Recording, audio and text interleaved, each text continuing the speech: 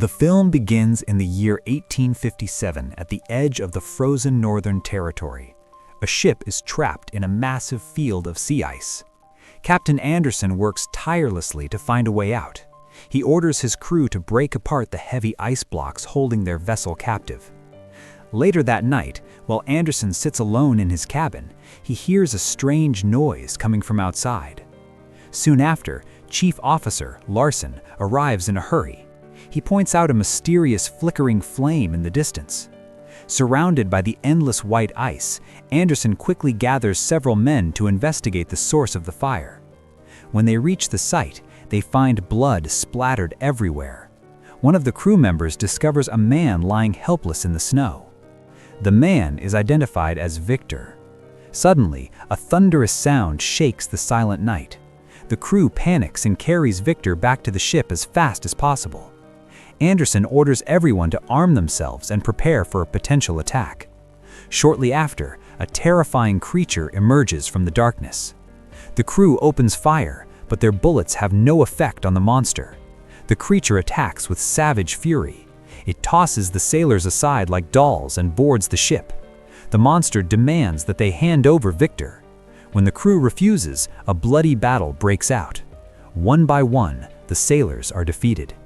In a moment of desperation, Captain Anderson grabs a rifle. He fires 3 shots at the monster, knocking it off the ship and onto the ice. To everyone's horror, the creature is still alive. The crew quickly pulls up the ladders to prevent it from climbing back up. Enraged, the monster begins to push the ship, causing it to tilt dangerously. Anderson acts fast. He aims at the ice beneath the creature and fires his weapon. The surface shatters, and the monster falls into the freezing water, sinking into the dark depths.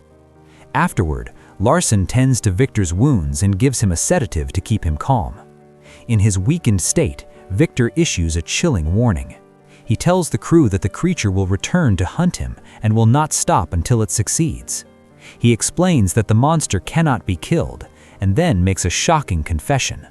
With a voice full of regret, Victor admits that he is the creator of the beast. He begs Captain Anderson to make a promise. If the creature appears again, Anderson must hand Victor over so that no one else has to die. Victor then begins to tell the story of his past.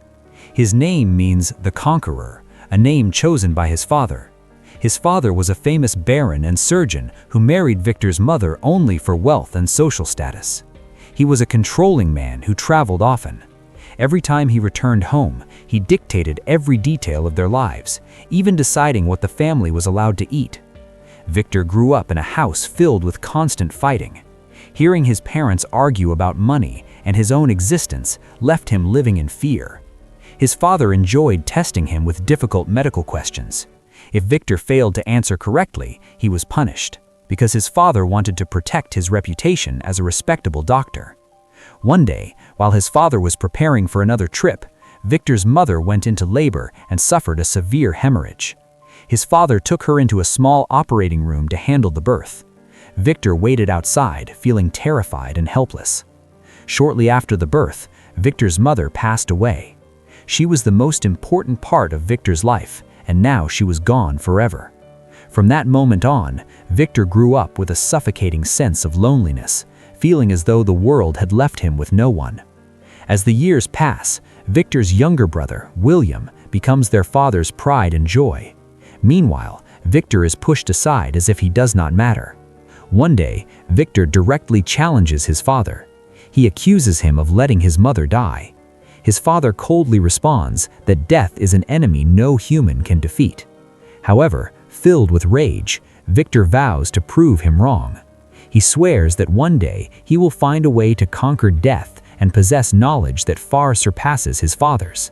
He even envisions a dark, winged figure, a dark angel, that fuels his resolve to become the greatest surgeon who ever lived. The story shifts back to the frozen Arctic. The mysterious creature emerges once again from beneath the thick layers of ice. Years earlier, after Victor's father passed away, William was sent to live with relatives in Vienna. Victor moved to London and eventually continued his studies in Edinburgh. In 1855, at the Royal College of Medicine, Victor presents a controversial theory about life and death. He argues that while humans cannot control birth, death might be something that can be delayed or even overcome. He believes that humanity can create miracles through science. He teaches his students to challenge the laws of nature rather than simply obeying them. The presiding professor is skeptical and asks how one can teach the impossible. To answer, Victor reveals a biological creation. It is the body of a deceased man, but it has been modified with parts from other people, such as the arm of a carpenter. With incredible precision, Victor has connected every muscle, tendon, and nerve. He then attaches a special device to the body. Before the eyes of the shocked scientists, the corpse begins to move. Victor explains that the movement is powered by electricity. The professor is furious and calls the experiment inappropriate for an academic setting. To test the creation, the professor throws a ball at the corpse. To everyone's shock, the hand of the creature reaches out and catches it. With a glowing face, Victor claims that the creature's brain made the decision to catch the ball.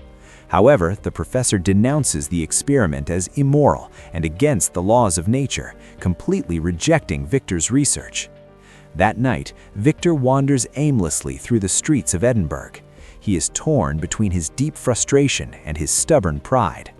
During his walk, he meets a man named Henrik Harman. Henrik is a messenger sent by Victor's brother, William. He informs Victor that William is planning to marry Elizabeth, who is their own niece. Henrik expresses his admiration for Victor's intelligence. He calls Victor a genius, but also warns him that he is dangerous. He suggests that Victor's intense passion could lead to a fatal mistake. Henrik invites Victor to stay at his home for 3 days, promising to show him something that will change his destiny forever. Victor visits Henrik's residence that very night and brings all of his research notes. Henrik explains his background in medicine and engineering.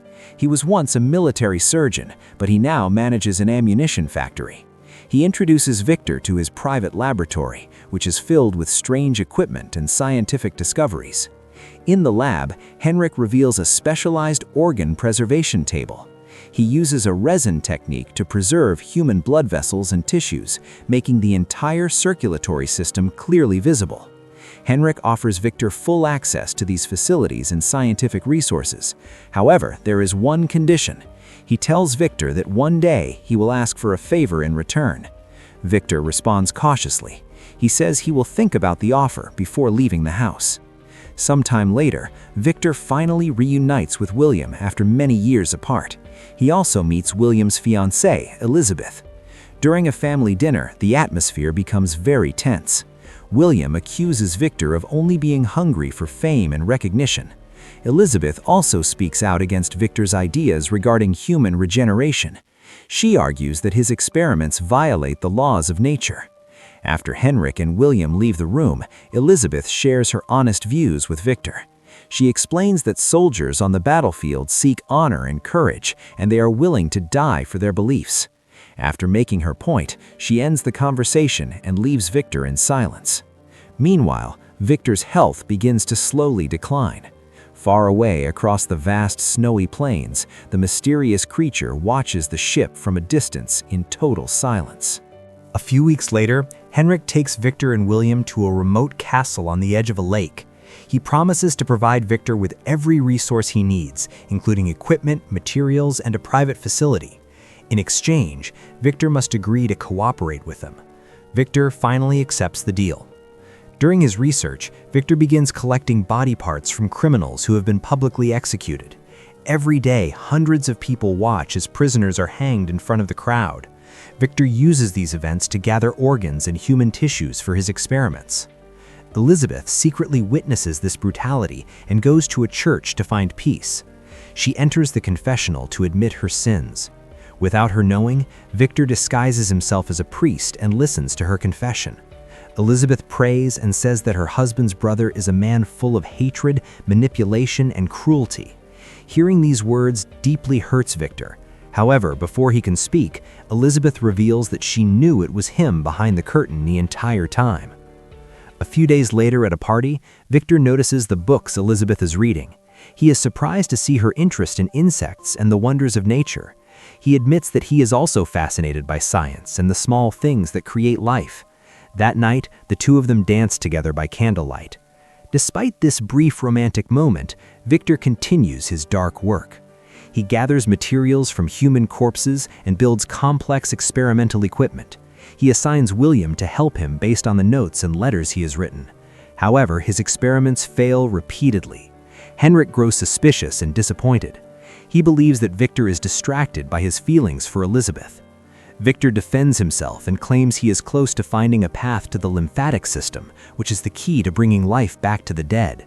Henrik is not impressed. He warns Victor that the war is ending soon and their funding will be cut off.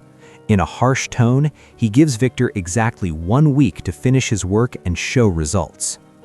A few days later, Elizabeth visits the laboratory. She tells Victor that there is an unexplainable bond between them. Victor admits that he feels the same way. However, when he tries to kiss her, Elizabeth pulls away. She reminds him that humans have free will, unlike a creature created without a choice. After saying this, she leaves the room. Overwhelmed by his repeated failures, Victor is on the verge of giving up. But while lying in his bathtub, a new idea strikes him. He rushes back to his work and places a battery near the lymphatic system of a corpse. Suddenly, the body moves. Victor is filled with shock and joy as he realizes he has finally discovered the key to life. Soon after, Victor and Heinrich travel to a nearby battlefield. They collect the bodies of fallen soldiers to use as materials for their next experiment. Victor carefully examines every muscle and joins the healthy parts of different corpses into one new body. Heinrich documents every stage of the process with a camera. Their laboratory turns into a house of horrors, filled with organs and human remains piled up like trash in the corner. Once the artificial body is fully assembled, Victor sets up his machines around the experiment table. A lightning storm begins to approach. He raises his creation toward the conductor pole and looks for Heinrich, who has been missing since the morning. Victor finds him hiding behind a large mirror. Heinrich looks pale, his hair is falling out, and his body is extremely weak. With a heavy voice, Heinrich confesses that he has terminal bone cancer and very little time left. He begs Victor to keep his old promise by transferring Heinrich's consciousness into the new body they created. However, Victor refuses. He explains that the cancer has already spread through Heinrich's nervous system, making a mind transfer impossible. Desperate and angry, Heinrich tells Victor they will discuss it later. He follows Victor, offering him money, power, and even Elizabeth if he agrees to perform the experiment. Victor remains firm in his refusal. In a fit of rage and despair, Heinrich grabs one of the devices on the tower. During the struggle, he loses his footing and falls along with the equipment. Victor rushes down to the ground only to find Heinrich's lifeless body. Without any time to mourn Heinrich, Victor continues the experiment alone. He resets all the machines and waits for lightning to strike the antenna at the top of the tower. When a massive bolt hits, a powerful electric current flows through the devices and into the assembled body. The generators vibrate violently, and a blinding light fills the room. Victor watches as the muscles and tissues begin to react. A pulse appears for just a moment, but as the storm fades, the body becomes still once again. Exhausted and frustrated by what looks like another failure, Victor decides to sleep for a while in his bed. However, he is suddenly woken by a soft voice that sounds like his mother calling his name. When he opens his eyes, the creature is standing upright in front of him. Victor is stunned, caught between wonder and terror. The creature mimics his every move and raises its hand as if to say it is just like him. When sunlight streams through the window, the creature points at the bright light, recognizing life for the first time. With a trembling voice, Victor introduces himself by saying, "I am Victor." The creature repeats the name slowly, finding deep meaning in the word. Moved by the moment, Victor embraces his creation and takes it to an underground tunnel to show it the flowing water. The creature continues to repeat Victor's name like a child learning to speak. Although Victor eventually chains the creature for safety, the beast finds peace whenever its creator is near. Every time Victor leaves, the creature tries to follow him, but the chains hold it back. Victor believes he can mold the creature into whatever he wants, but as the days pass, he becomes haunted by anxiety and fear. Back at the castle, the creature's strength grows rapidly. Victor cares for it like a father guiding a child. One day, the creature sees its reflection in a mirror. Not understanding what it sees, it picks up a razor and cuts itself. Victor rushes to stop it, but before he can help, the wound heals instantly. This miracle shocks even Victor. At the same time, William and Elizabeth decide to visit their uncle. Victor, who is busy teaching the creature to talk, becomes frustrated because it can only say his name. In a fit of rage, he shouts at the creature, leaving it trembling in fear. When he hears his guests arrive, he quickly calms down and greets them warmly. He takes William on a tour of the laboratory, but Elizabeth wanders off alone. She feels something strange inside the castle. Her curiosity leads her to the basement where the creature is kept.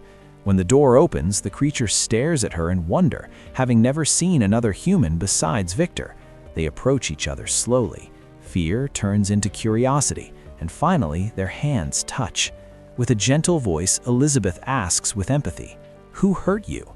Sometime later, William informs Victor that the Royal Medical Society is very interested in his work. However, Victor firmly rejects the idea. Elizabeth, who now knows the truth, confronts Victor and demands an explanation for the creature he is hiding in the basement. With a heavy heart, Victor finally takes Elizabeth and William to see his creation. He explains that the creature possesses an incredible ability to regenerate. Deep wounds can close and heal in just a matter of seconds.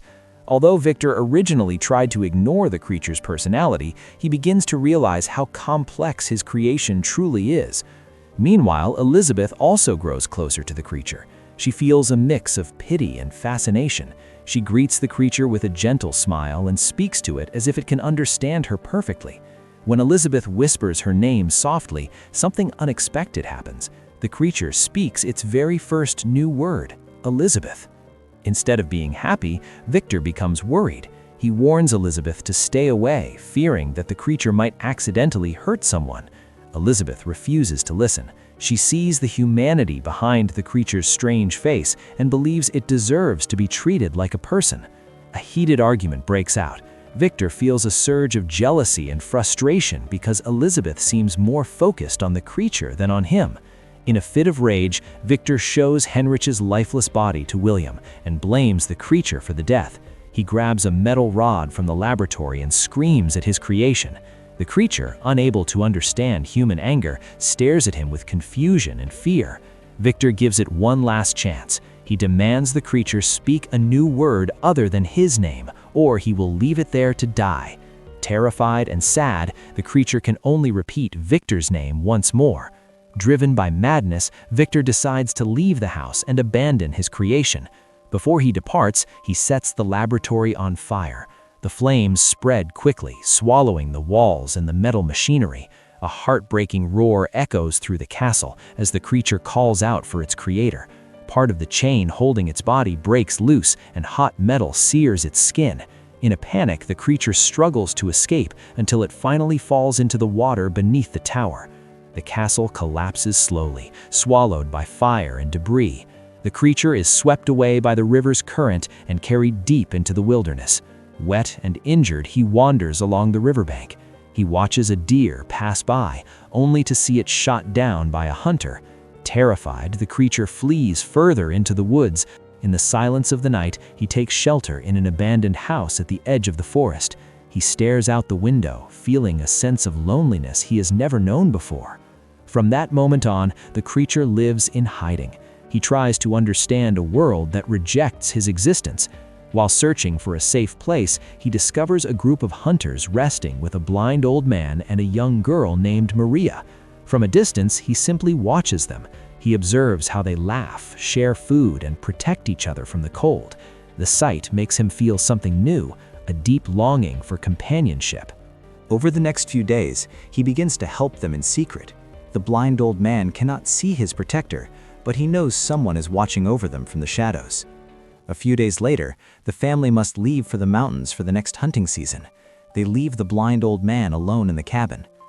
Seeing his chance, the creature finally finds the courage to step inside the house. He greets the old man in a low voice, saying he is just a lost traveler. The old man, unaware of his guest's frightening appearance, welcomes him warmly. He offers the creature a seat and a warm drink. For the first time in his life, the creature experiences kindness without fear or rejection. However, this brief happiness is destroyed in an instant. When the rest of the family returns, they are horrified to see a stranger in their home. Their fear quickly turns to rage. One of the men attacks the creature, and in the confusion of the struggle, the creature kills a young man while trying to defend himself. He flees into the dark night, but the family pursues him. They shoot him and leave him for dead, believing he has finally perished. Meanwhile, Victor has been staying with William and Elizabeth as they prepare for their wedding. The creature has survived the gunshots. Realizing he is essentially immortal, the creature confronts his creator. He demands that Victor create a female companion for him so he will no longer be alone. Victor refuses, stating that the experiment that gave the creature life is his greatest regret. The creature attacks Victor, and Elizabeth hears the commotion. She rushes in to comfort him, but in the chaos, Victor tries to shoot the creature and accidentally hits Elizabeth instead. William arrives with his men to fight, but they are all killed by the creature's superior strength. Before he dies, William tells Victor that he has always been afraid of his own brother. The creature then takes Elizabeth to a cave, staying by her side during her final moments. Victor becomes obsessed with revenge and pursues the creature into the frozen Arctic. He tries to shoot, stab, and even blow the creature up with dynamite, but every attempt fails. Victor only succeeds in wounding himself, which eventually leads to him being found by Captain Anderson and his crew. With his story finally finished, Victor knows his end is near. In his final moments, Victor apologizes to the creature for his cruelty. The creature forgives him, acknowledging their tragic relationship as father and son. Victor passes away shortly after. As the morning sun rises, the creature helps push the ship out of the ice and back into the open water. Moved by the tragic story, Captain Anderson abandons his mission and promises to take the crew home. As the sailors cheer, the creature stands alone, embracing the sun with a single tear streaming down his cheek. And that is the end of the story.